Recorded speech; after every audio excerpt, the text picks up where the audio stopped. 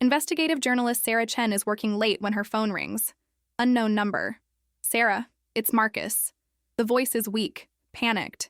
Marcus Webb, her confidential source on illegal surveillance operations. I'm bleeding. They know who I am. Bring my kids. Emma and Tyler. 2247 Commonwealth Avenue, Alexandria. Please, don't let them find my children. Sarah races to the address. Marcus's sister answers, confused and scared.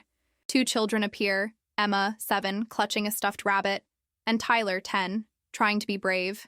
Your dad needs our help, Sarah tells them. They drive through rain toward Fredericksburg, mile marker 34, an abandoned tobacco barn. Inside, Marcus is collapsed against a post, surrounded by files and USB drives. Sentinel Defense is running illegal surveillance on every American, he gasps, selling data to foreign governments. It goes to the top. Senators, judges, the vice president. Sirens wail in the distance. Black SUVs approaching. Take everything. Run. Promise me you'll tell the story. I promise. Sarah grabs the laptop and documents. As she reaches the car with the children, she sees vehicles surrounding the barn. She floors the accelerator. In the mirror, the barn disappears into darkness. Emma is crying. Where's Daddy? Sarah knows Marcus is likely dead, but she has his evidence, and his children. The story has become her life, and survival is all that matters now. Sarah drives north, destroying their phones. They can track everything. She buys burner phones and calls the one person she swore she'd never contact, her ex-husband, FBI agent Daniel Ross. I'm in trouble, real trouble. I have 2 children with me, and people are hunting us. Daniel gives her an address, a decommissioned FBI safe house, the Pineview Inn, Culpeper, Virginia. When Daniel arrives, she tells him everything. He examines the files, his face darkening. These are classified TSSCI documents. The names here: Senator Morrison, Judge Caldwell, Deputy Director Vaughn. I work with these people. Are you compromised too? No, but I might be one of the only ones who isn't. Sarah wants 48 hours to verify the evidence before publishing. Daniel reluctantly agrees and contacts Rachel Kim, a former witness protection specialist who can keep them hidden. But as dawn breaks, Daniel reveals troubling news. A CIA officer named Victoria Hayes has been looking for Sarah, claiming Marcus was working for her, and that Sarah has been fed disinformation. Sarah's world tilts. Can she trust anyone? Rachel Kim arrives with a plan. She transforms Sarah and the children with disguises and fake identities, then moves them to a remote cabin in western Maryland. Sarah begins analyzing Marcus's files. What she discovers is worse than she imagined. Operation Clearview isn't just surveillance. It's systematic control. Politicians blackmailed, journalists silenced, activists arrested, and the money trail leads everywhere. But then Daniel calls with disturbing news. Victoria Hayes, CIA deputy director, claims Marcus was her operative and went rogue, stealing classified information. She says you've been manipulated, Daniel explains. That Marcus was trying to sell the documents. Sarah watches a video in the files. Deputy Director Vaughn discussing threat neutralization protocols. Eliminate anyone who accesses the information. Her phone buzzes. Unknown number. A message. Sarah Chen. You have 12 hours to deliver all files, or the children die. We know where they are. Terror floods through her. She has to reach the cabin. Now. Sarah races back to Maryland. Smoke rises from the cabin's direction. Rachel stands in the driveway bleeding, gun in hand. 4-man assault team. Professional. They're regrouping. The children are safe in the van. Rachel drives while Sarah processes the horror. Someone leaked their location. Only Daniel and I knew about this safe house, Rachel says grimly. Sarah's phone rings. Daniel. She answers cautiously. How did they find us, Daniel? His silence lasts too long. I swear it wasn't me. Unless someone cloned my credentials? Sarah hangs up, doubt poisoning everything. Tyler speaks from the back seat. My dad gave me something. He pulls a USB drive from his sock. He said to give it to you in an emergency. Sarah plugs it in. A video file. Testament to MP4. Marcus's face appears. If you're watching this, I'm probably dead. Sarah, I need you to know the truth. Everything I told you about Sentinel Defense is real, but I'm not DOD. I'm CIA. And Victoria Hayes sent me undercover. Sarah's stomach drops. I discovered Sentinel Defense wasn't just breaking the law. They're partnered with CIA. The surveillance, the blackmail, it's a joint operation. And it goes higher than Hayes. There's a shadow government, Sarah. They're called the Committee. Marcus holds up another drive. This has everything. It's encrypted with a key only 3 people know. Me, Daniel Ross, and your father, Peter Chen. Your father discovered them years ago. His death wasn't an accident. It was murder. The video ends. Sarah sits frozen. Her father, murdered? She calls Daniel. Did you know about my father? His silence confirms it. 20 years you kept this from me?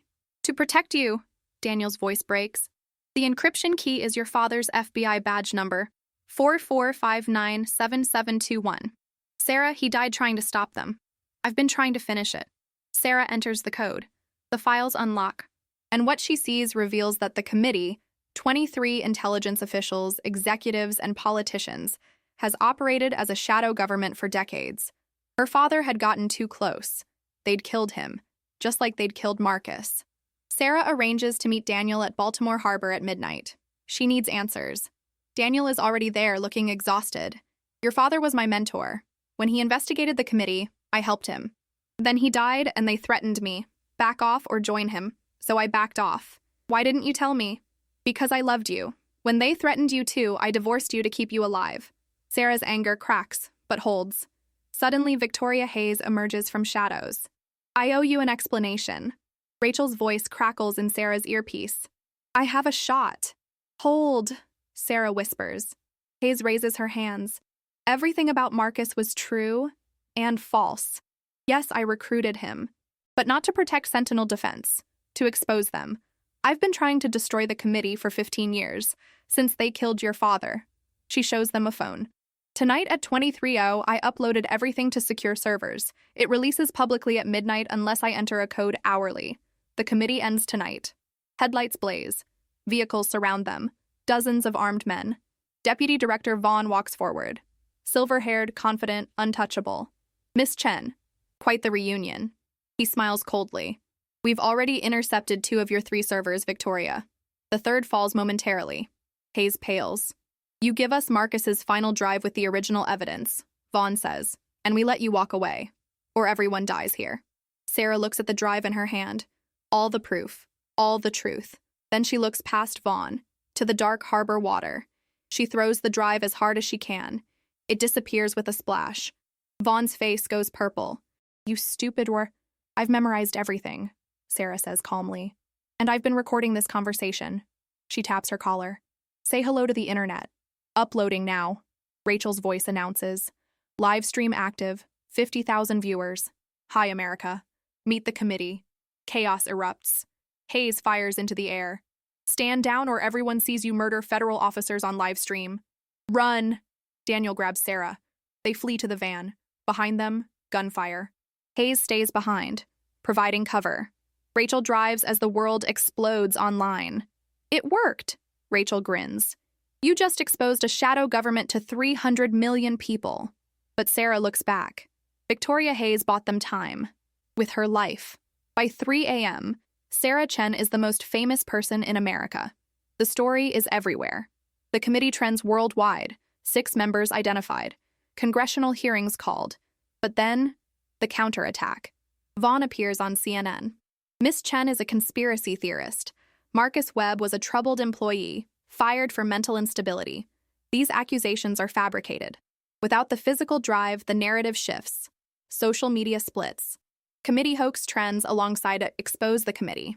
Senator Williams calls, without original evidence, this becomes he said, she said. Digital files can be manipulated. We needed that drive. Sarah realizes her mistake. She destroyed the only proof that could stand up in court. Then an encrypted email arrives. I have what you need. Recovered from Chesapeake Bay. Meet me. V. Victoria Hayes. Alive. She had Navy divers standing by. Daniel realizes. She planned for everything. The meeting is set for Fort McHenry, 18 hours. Hayes is battered, bleeding, barely standing. Navy divers recovered it in 43 minutes. She hands Sarah a waterproof case containing the USB drive. Everything Marcus died for. Everything your father died for. Why? Sarah asks. Because someone has to end this. Hayes smiles weakly. I've got maybe 12 hours left. Stomach wound. But that's enough to see this through. She explains. Senator Williams has convened an Emergency Intelligence Committee hearing for midnight. Sarah will have temporary congressional immunity to testify. But there's a mole, Hayes warns. Someone your father trusted betrayed him. They're still there. Still in the committee. When you walk into that hearing room, you'll be surrounded by people who want you dead. Hayes disappears into the crowd. Sarah and Daniel turn to leave. 3 FBI agents block their path. Sarah Chen, you're under arrest. I have congressional protection, which starts at midnight. It's currently 1847. The trap closes. FBI holding cell. 2 hours until congressional protection activates. Then Senator Williams storms in. Release her, now. I moved up the timeline. Minutes later, they're racing to Capitol Hill. 3 committee members have fled the country, Williams explains. And someone leaked false rumors you're recanting. We need your testimony to be airtight. I suspect there's a mole in Congress. The Senate hearing room, 15 senators, closed-door session, maximum security. Sarah presents the evidence. Marcus's video testimony. Financial records showing $400 million in payments. Videos of committee meetings. Then Senator Jameson from Montana speaks. Miss Chen, where are the backup files stored? Something in his tone triggers alarm. I'm not at liberty to say. Then I move we postpone this hearing. The lights go out. Emergency power. Red glow. On the laptop screen, files corrupted, deletion in progress. Someone is remotely wiping the drive. Pull it out, Williams shouts. Sarah yanks the USB, but key files are already gone. Video testimony, kill list, financial documents, lights return. Jameson smiles. Perhaps we should postpone until you have stable evidence. Sarah stares at him. The mole. Daniel bursts through the door. Senator Williams, Jameson's chief of staff, just tried to leave with a laptop. Security stopped him. Jameson's face drains of color. Arrest him, Williams orders. As guards move in, Jameson lunges for Sarah. Daniel tackles him first. In the chaos, Sarah makes a decision. She stands and speaks clearly. Everything I know is also backed up off-site. Even if you delete these files, the truth is already out there. You can't stop it. She's bluffing. But Jameson doesn't know that. Williams gavels order. We vote now. All in favor of recommending criminal prosecution of committee members? 13 hands rise. 2 abstentions. Motion passes. This becomes official congressional record. We go public at dawn. Dawn breaks over Washington, D.C. Senator Williams holds a press conference. Today, Congress officially recognizes the existence of a criminal conspiracy within our intelligence agencies. Arrests begin. Deputy Director Vaughn taken into custody. 5 senators, 3 judges, a cascade of indictments. But Sarah isn't celebrating. She's with Emma and Tyler, watching from Rachel's safe house. Is it over? Emma asks. Not yet, sweetheart, but it will be. Daniel arrives with news. The backup files Jameson tried to destroy. They recovered most of them. The IT forensics team found his committee payment records. He's been on their payroll for 8 years. And my father's betrayer was Jameson's predecessor. Died in 2011. Natural causes, supposedly. Sarah nods. Some mysteries die with their keepers. What happens now? Tyler asks. To us? Sarah kneels beside him. You'll live with your Aunt Jennifer. She's a good person, and I'll visit as often as you want. We're family now. Will they try to hurt us again? No, the committee is finished. You're safe. Tyler considers this. My dad would be proud of you. Sarah's eyes burn. Your dad was the bravest person I ever met. Rachel enters.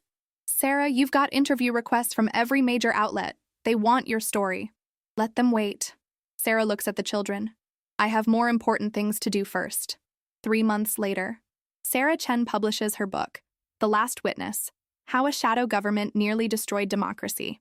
It debuts at #1. Movie rights sell. But Sarah doesn't care about that. She visits Marcus Webb's grave with Emma and Tyler. They place flowers. We told your story, Marcus, she whispers. Just like I promised. Tyler holds Emma's hand. They're healing slowly. Jennifer has been wonderful. Therapy helps. Daniel stands nearby, respectful distance. He and Sarah are something. Not together, not apart. Working through 20 years of lies takes time. Victoria Hayes survived. Barely. She's recovering in a secure medical facility, facing minimal charges in exchange for her testimony. The CIA is being restructured. Sentinel Defense is bankrupt. Executives facing trial. As Sarah drives home, her phone rings. Unknown number. She almost doesn't answer. Then curiosity wins. Miss Chen? A young woman's voice. Nervous. My name is Angela Torres. I'm a data analyst at the NSA. I think I've found something you should see. Something that suggests the committee wasn't the only shadow group operating. Sarah's chest tightens. Tell me more. Not over the phone. Can we meet? Sarah thinks of Marcus, of her father, of Emma and Tyler, who lost everything for truth. She thinks of Hayes, who said, "If not us, then who?" Yes, Sarah says. We can meet. Because the work is never finished. The powerful always find shadows to hide in, and someone has to shine the light. Sarah Chen parks outside her Arlington apartment, the same place where this all began. She looks up at her window, curtains drawn, laptop glowing inside. She thinks of the last 3 months, the hearings, the arrests, the upheaval in Washington, 23 committee members indicted, intelligence agencies under investigation, a nation questioning everything. But Angela Torres's call reminds her, victory is never permanent. Evil is patient. It adapts. Sarah grabs her bag and heads inside. She has a book tour tomorrow, congressional testimony next week, Emma's birthday party on Saturday. And now, a new source, a new story, a new conspiracy. She should be exhausted. She should walk away. But Marcus's voice echoes in her memory. Promise me. Sarah opens her laptop and creates a new file. Investigation to Doc. She starts typing. Because that's what witnesses do. They remember. They record. They refuse to let the truth die in darkness. Outside, the Washington night glitters with 1,000 lights. In offices and agencies and committee rooms, people work late, making decisions that will shape millions of lives. Some of them are patriots, some are predators. Sarah Chen's job is to know the difference, and to make sure the world knows too. She picks up her phone and texts Angela Torres. I'm ready. Send me what you have. The response comes immediately. Thank you. You may have just saved lives. Sarah stares at the message. Then she smiles. Marcus was right about one thing. Truth does win, eventually, if someone is brave enough to tell it.